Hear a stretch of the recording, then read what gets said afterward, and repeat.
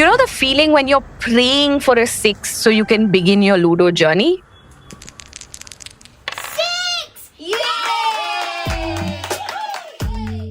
Or that horrible feeling when you've just said Uno and are ready to put down your last card when someone uses a wild card and changes the color. When you finally manage to find the right killer in Cluedo or make that 7-letter bingo in Scrabble. When you find someone slyly peeking to see the hand you have, board games bring out all these emotions and more. The pandemic was a horrible time. Most of us want to erase the last 2 years from our collective memory. But I will say that the one thing I do miss is sitting together after dinner and playing Scrabble with my family. We hadn't gotten together and played a board game in years. And needless to say, the board game sure kept the boredom at bay. Why am I telling you all this? Because in the last few years, a new tribe of entrepreneurs have sprung up in the startup space. Creators of new and innovative board games that are way more complex and strategic than your Monopoly or Cluedo. Games of political strategy and elections, games themed on India in 600 BC, complete with exquisite handcrafted wooden toys, even themes like the Indus Valley civilization or the Mahabharat. This is really Discovery of India Redux through games. And remember, Indian history and culture are steeped in its own games, thousands of them.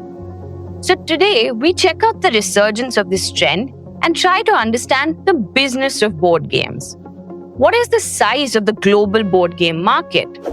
How much is India's share? Is there big money to be made in the board game space? And after the pandemic, are homegrown board game brands struggling to keep afloat? And most importantly, are board games really serious business? All that and much more as we speak to our guests, a game publisher, a game designer, and a tournament organizer.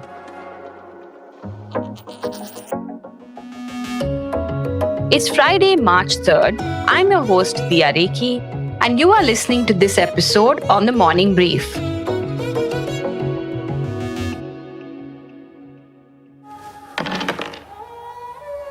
I have won, and nothing is worse than to... This is a scene from Peter Brooks's adaptation of the Mahabharat.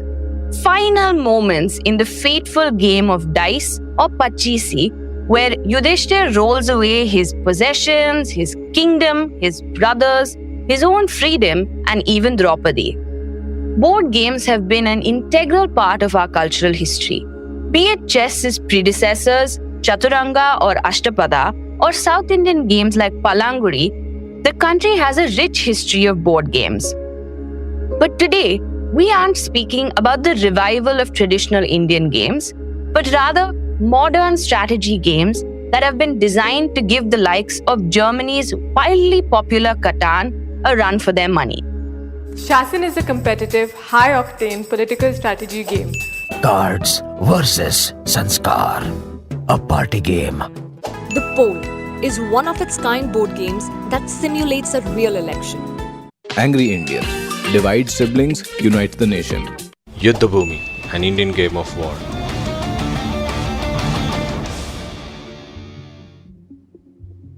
As per a report, the global board game market size was valued at $13.33 billion in 2021 and was projected to reach $37.82 billion by 2030, growing 12.29% from 2023 to 2030. That's part of the total global $110 billion toy market. Dia, tell me what percentage is India's share in this huge market, the $110 billion market?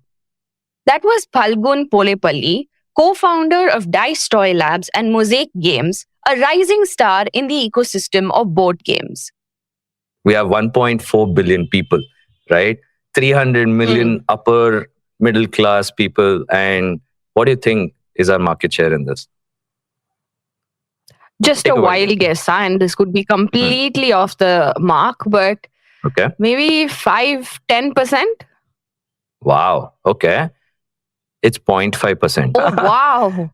And this was 5-6 years back when we are running through all the stats and we're like, something is weird. Something is not, connecting here. And we started diving deeper and deeper and realized that there are absolutely no modern toy companies in India. And whatever they were making were basically, age-old stuff imported from China and stuff like that. So when I say toys, I'm actually referring to the entire category. Okay. So we were just thinking, okay, there's something wrong. Let's try this. And we set up a company called DICE Toy Labs. DICE stood for Design Intelligent Complete Engaging Toys and Games. And we started off with a small thing. We had worked on a IP, created a ton of content around it and all of that. And then people went crazy. You bet. Phalgun saw an 800% spike in the sales of Yuddhabhumi and Chariots of Chandragupta. Yuddhabhumi, like its name suggests, transports you to a battlefield. You have to build a worthy army, eliminate your opponents, and win in the game of war. In Chariots of Chandragupta, you get to race like the royals. Build a track, choose your charioteer, load your chariot with resources, and spin the arrow. Also, watch out for obstacles on the way. And maybe even take the lead and lay additional obstacles so you can be the first charioteer to make it back to the palace and win the race. With both games selling like hotcakes, Phalgun suddenly found himself bang in the middle of this big trend. And demand was steadily climbing. No snakes, only ladders from the looks of it. It has been crazy because people suddenly have realized, oh, wow, there are something called board games and they're immersive. You dive into the story head on and all of that. In fact, in the last 10-15 years, the number of games launched every year has grown exponentially. To give you a more substantial insight, I can tell you some metrics. In 2018-2020, the market was predicted to be a $4 billion market, which is still a pretty big market. All right.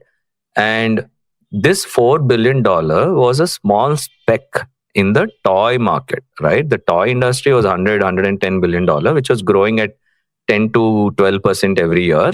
And the board games market in that was 4 billion, which is less than 4%, right? Which is a tiny speck. Now, in 2020 and 2022, the actuals turned out to be $14 billion. So, do you see how it tripled while the toy industry as a whole, which is the parent category, has still been growing at 10-12%, but the board game industry has tripled to 14%, and they're predicting in 2025, that is 2 years from now, is going to reach $32 to $35 billion. And in 5 years, 60 billion. Wow, that's huge. And while India is just a teeny tiny bit of this market, Phalgun told me a top executive at one of the largest board game publishers in the world believed that India is a gold mine and its share in the global tabletop games market will keep growing. So what is really fueling this crazy growth? So one important thing that we have realized which is fueling this is people are moving offline because they want something to relax them, especially because everything is online. They want digital detox, right? And board games are the best medium.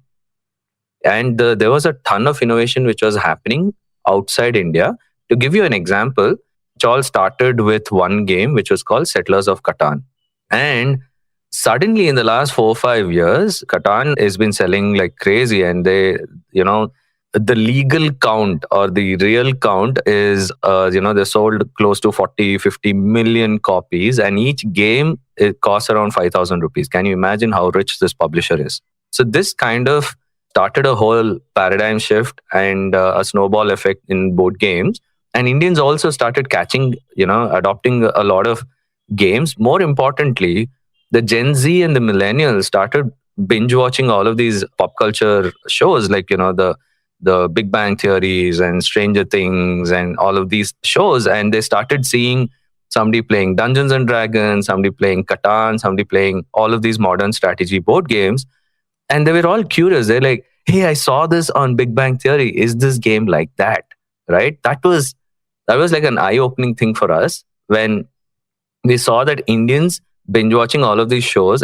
They actually are understanding that there is a whole world out there, and there is a whole ecosystem which is growing around this. There's an ecosystem for crowdfunding games. They're willing to back you, put all their money, and are willing to wait for a year or two. They just want to support you because you have a great initiative there. Phalgun said the average cost of producing one game set is about 650 rupees. Sometimes it could be even cheaper, while he sells it for, say, around 2,500 rupees, which gives the company about a 75% margin. For instance, he told us Indus, which is one of his games, costs about 400 rupees to produce and retails for about 4x the price. And this is the formula the world over. And here's the thing, people are more than happy to pay a premium. So slowly we started realizing that the target market for these games are a different category where these guys don't even blink when they look at the price. They are drooling or aspiring to buy this game, which is worth 2,000 to 5,000 to 11,000 rupees, just because of the value proposition, because of the storytelling, because of how immersive the gameplay is. And these are games which will be in the household forever. All right. So they're actually investing. And I don't know if you know this, there's a whole secondary market where you actually resell your games and you actually make more than what you spent because of how rare these games are. Probably the games have gone out of print and they're extremely, extremely valuable. There are people who actually shrink wrap their boxes right after they play the game, primarily because, in Mumbai, there's a lot of humidity or something like that. They protect their games like children. So who exactly is your target audience? For board games, if you look at the target audience from three metrics, right? One, age. So all these games are age neutral. So you could be even 5-6 years old or a 99-year-old and you can still play these games. So there are different categories. There are family games, there are children games, there are games for the heavy gamer, which will transport you into this entire world where you're building some economics, fine-tuning it, streamlining your actions, all to attain some particular goal.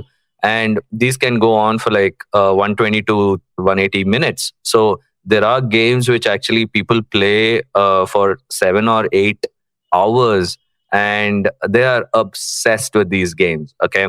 There is a market for every kind of game right now, whether in India or the world. There is a board game convention which happens in Essen. Essen is a small town in Germany. It's like a pilgrimage for gamers all across the world. It attracts around 75,000 people and a peak can be around 100,000. This place in Essen, when the convention happens in October, right, just after the Oktoberfest is over, the board game convention starts off in Essen. And this is just a 4-day to 5-day long convention. It gets hit by 2.5 lakh people. And these are all gamers. 2.5 lakh gamers hitting you is a sight to see. They're like freaking zombies at the door. And these are all ages. There are other games too from different game designers and publishers that are extremely popular. For instance, Shasn, which is a political strategy board game where every player takes on the role of a politician in the midst of a political campaign. You influence voters, scheme, and dominate your way to victory. Shasn will make you think like a cutthroat politician as you strategize your way to power. Indians in India, they love this whole concept. And also, there is a game called Karigar-e-Taj where you're actually building the Taj Mahal. And nobody has actually seen this kind of, or transported into this kind of an era where you're actually constructing the Taj Mahal. How would Taj Mahal look from a blueprint to a completed monument? And what all actually goes into it, how you're taking resources from the merchants and you're competing with other artisans and all of that. And they absolutely love these stories that we're telling from India. So all of our games go through a ton of research. And this is the research which actually excites a lot of people. Like, for example, whether it's a game called Indus or, like, for example, our latest game which we are launching is based on the boat races of Kerala. So we actually made a game where we interviewed a bunch of oarsmen, understood what are the preparations that go into prepare for the boat races, or what are the problems they encounter while you're racing. And it was so fascinating to learn about the rhythm concept, and it just blew my mind, and we had to make a game, and we launched this game at MeepleCon last weekend.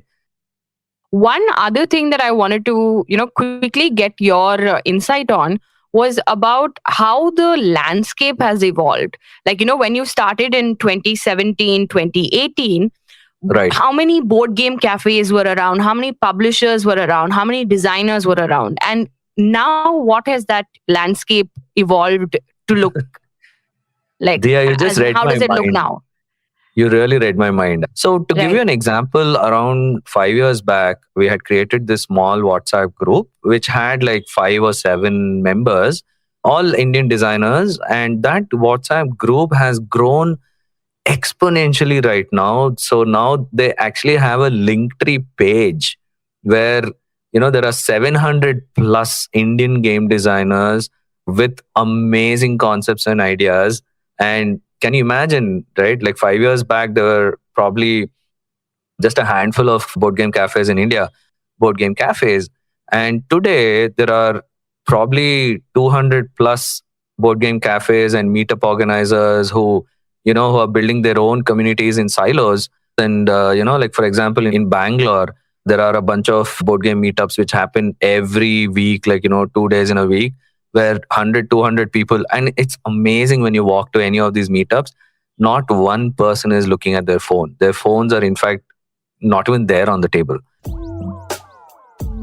But moving on from publishers to game designers, our next guest, Abeer Kapoor, is a political journalist and author turned board game designer.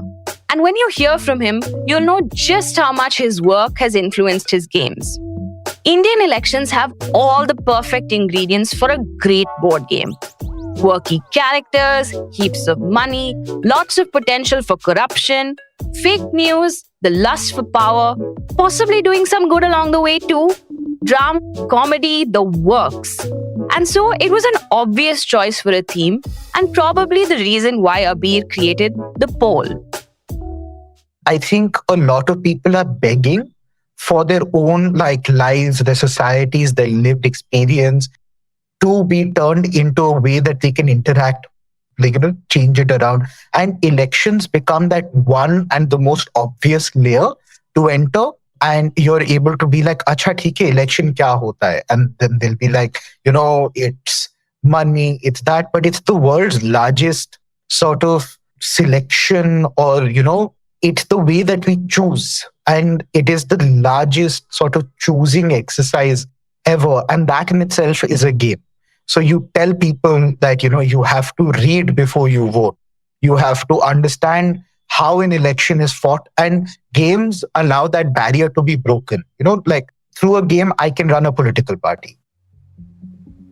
Abeer has built the poll mostly through grants from global NGOs, including the Frederick Newman Foundation. He had a different take on the ecosystem when compared to Phalgun. First, we don't need support because we are storytellers and we're part of the cultural economy, and we're trying to do something that, we're caught in a global fist match where my hands are tied behind my back and I have no way of competing with Germany, the US, all of that. They're flooding our markets with their games, and it's very difficult to compete. So I was part of this article by the South China Morning Post where we were, civic game developers across 5 nations. And we made no impact or dent because every time we developed something, someone else would the US would build a bigger game, and there was no appetite. So now that's one thing. The policy framework needs to, come in the form of either a grant or a tax break. Germany does this really well. Canada does this really well. Germany has a 73 million euro grant that is open based on equitable access. They have regional, state-wise funding. So the North Rhine-Westphalia will have its own grant. Berlin will have its own grant and there'll be like a national grant. Then companies will get tax breaks. So they're able to reinvest far greater. And I know that this is happening, but the focus is on digital products because they're making revenue much faster. And even when it comes to digital products, it is coming down to poker, rummy, online fantasy, and all of that. So a lot needs to be done. I think it's going to happen, but there is a bit of a distance. Game publisher, check. Game designer, check. But what about someone who can give us an idea of the customers who geek out over these games and don't bat an eyelid to add to their board game collection?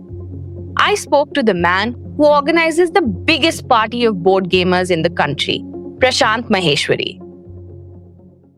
So MeepleCon as of 2023 is the only and therefore the largest board game convention in India. This is an experiential event where last week around 15,600 people came. They were exposed to over 200 different types of games, board games, analog games made by Indians, made by foreigners. And you could come with your entire family from the age of 5 right till 99. Okay. We have something called an inter-school tournament where around 400 schools participated. We had something called a corporate board game corporate championship. Around 50 odd teams participated where they competed with each other with a series of board games which promoted team building, team bonding amongst each other. Prashant told me that while board games are becoming popular, there is already a lot of supply and competition, and discoverability is a huge problem. I think this is the biggest problems that even big brands or small entrepreneurs are facing. It's a very competitive market. We are in an era where with Amazon, Flipkarts, and multiple e-commerce channels, your games could be out there. You don't have to depend on a distribution network. But discovery is a big problem. This is where, honestly, MeepleCon comes in, that you are able to get access to a large audience who would have never heard about your game. Otherwise, people have to spend tons of money on YouTube getting it out to reviewers who would be able to categorize their game or on Instagram ads. And these games are being pumped at least 2,000 games are being released every year worldwide. New ideas are being discovered. There is an entire world where expansions to original games are being created, where they further take the game and take it to the same audience, but they've changed few things is available as well. So expansions are there, different themes are there. So it's competitive and there is no set process. Using MeepleCon, we are hoping to provide a standardized platform to people when we go to multiple cities, that designers are able to get access to a large audience and to a large publisher on a comfortable platform. But otherwise, as of now, there is none. Prashant says one good thing for Indian game makers is the high import duty of international board games. But the makers of these games are trying hard to change that. Even the Catans of the world are suffering because of the 70% duty which has been put on board games and toys category, which I believe is one of the best things which have happened to us. There is now an incentive within the industry to be able to manufacture these games. Okay, the fun schools of the world, okay, who are distributing Settlers of Catan, are also reaching out to the principal parties and presenting this problem that, hey, this is not going to be just an import game anymore. You need to come out, and if India is a product that you look at, which is so price sensitive. I know for a fact, in fact, there are people, publishers from US, from Germany, from France, who are currently in touch with me. They are retailing their games with a pricing of 3,000, 4,000 rupees you have said. And all of them are now trying to talk to manufacturers here in India and see if we can do something in 1,500 rupees, 1,000 rupees, and make it more affordable to a public. So tons of Indian entrepreneurs are making new games, plus international players are trying to make the world's most famous games more affordable in the Indian market. Indian board gamers are truly up for a tabletop bonanza. I recently checked out this site called Board Game Geeks. It is quite something. I completely lost track of time. Close your eyes and think of a theme. Go ahead, do it. I'm telling you, you'll find a game that exists out there with the same theme. And if you don't, you might just be sitting on a great concept that you should possibly work on. Sadly, I didn't find too many Indian publishers or themes on Board Game Geeks. I can tell you I did fall in love with this game called The Donut Shop though, only because it reminded me of a bakery with colorful donuts being displayed. In the donut shop, players have to take turns placing donut tiles in the display case and earn points based on how many donuts of the same type are connected. How cute is that? But I digress. Here's what I was getting at. There are over 140,000 board games available on Board Game Geek. While it's safe to say that there's no exact count of the number of board games in existence, because new games are constantly being invented and produced, India's share is negligible. And the potential for Indian tales and themes to take the world by storm is enormous. Homegrown Indian game publishers are already paving the way, and the next time you play a board game, make sure to remember all we've told you today and show some love to homegrown Indian brands that have come up with really interesting themes. I know I'm going to get my hands on some of these games as soon as I can. Maybe I shouldn't wait to be locked up at home again to play a board game with the family, right? Thank you, Phalgun, Abeer, and Prashant. It's Friday, March 3rd. I'm your host, Diya Rekhi, and you've been listening to Board Games, India's latest successful startups on the Morning Brief. Credits, a shout out to the team that helped put the episode together. Producer, Vinay Joshi. Sound designer, Indraneel Bhattacharjee. Executive producers, Anupriya Nair, Anirban Chaudhary, and Arijit Burman. Do like and share the episode and follow us on your favorite podcast platform to make sure you don't miss an episode. The Morning Brief is streaming on Amazon Prime Music and JioSaavn, apart from Spotify, Apple, and Google Podcasts. And of course, ET's own audio platform, ET Play. Do tune in to ET Play, our latest platform for all audio content. Thank you for listening in and have a great weekend. All clips used in this episode belong to their respective owners. Credits mentioned in the description.